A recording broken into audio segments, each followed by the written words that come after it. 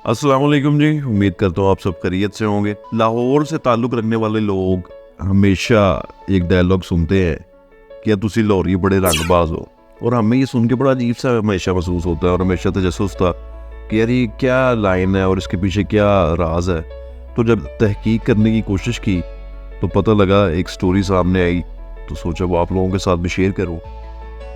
पता ये लगा कि जी शहंशाह अकबर और शाहजहां के दौर में लाहौर नील की दुनिया की सबसे बड़ी मंडी था। शहंशाह अकबर ने लाहौर के किले से जरा फासले पर हिंदुस्तान में नील की पहली मंडी कायम की। ये मंडी अकबर के नाम पर अकबरी मंडी और इससे मुल्हिक इलाका रंग महल कहलाया। लाहौर के मज़ाफ़ाती इलाके मौजूदा साहिवाल में मीलों नील के पौधे थे।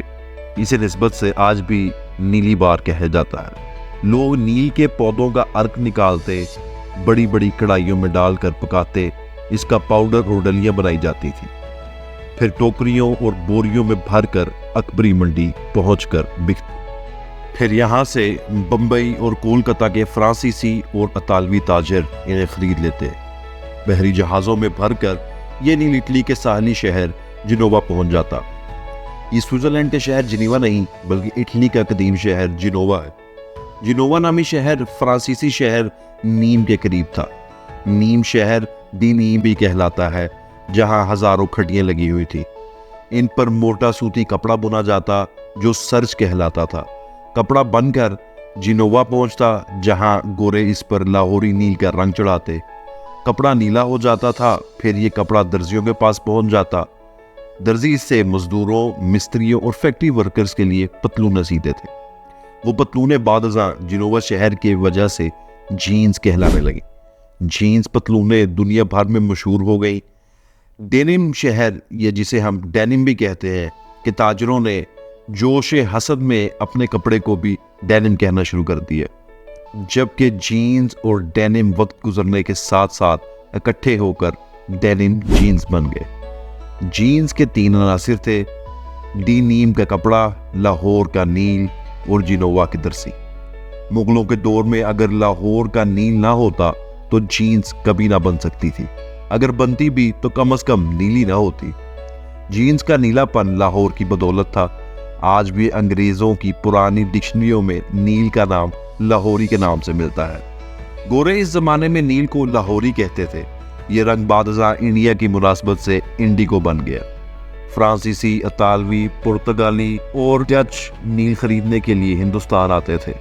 बरतानवी अफ्यून पीने के लिए आते थे, मगर फिर पूरा हिंदुस्तान हथिया लिया गया। लेकिन ये बहुत बात की बातें हैं।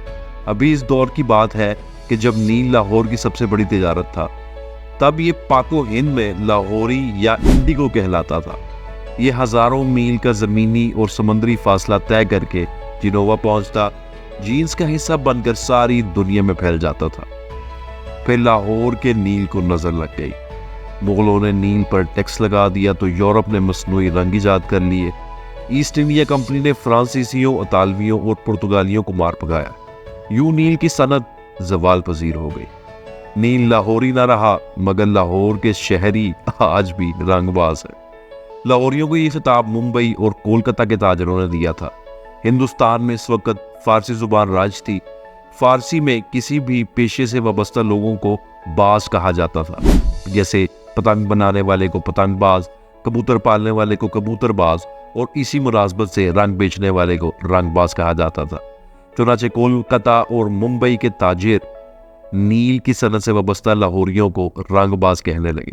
इस ज़माने में क्योंकि लाहौर की ज़्यादातर आबादी नील की सनत से वाबस्ता थी, चुनाचे पूरा लाहौर ही रंगबाज हो गया, और ये रंगबाजी आज भी लाहौरी मिजाज में जिंदा है। उम्मीद है आपको समझ आ गई होगी कि लाहौरियों को रंगबाज क्यों कहा जाता है। मिलते हैं अगली वीडियो में। अल्लाह हाफिज़।